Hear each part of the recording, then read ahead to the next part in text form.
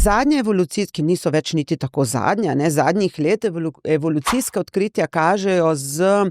ugotovitvami tudi na jamskih poslikavah in podobno, da je bila vloga žensk v prazgodovini bistveno bolj aktivna, kot so si predstavljali, da so ženske tu odlovile, nabirale, bile tudi fizično močne, tudi vodile skupnosti, a ne, ko ni bilo moških, imele bistveno bolj aktivno vlogo in to zelo lepo prikaže, če poznate en zanimiv dokumentarec Gospa Sapiens.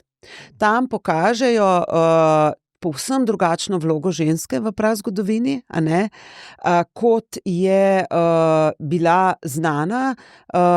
do danes, do takrat, a ne,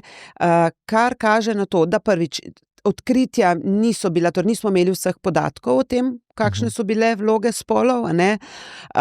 Deloma pa je bilo povezano tudi s tem, in to se kaže, danes to odkrivajo feministične raziskovalke znotraj različnih znanstvenih ved, a ne, da je bila vloga žensk v zgodovini velikokrat zanemarjena in utišana.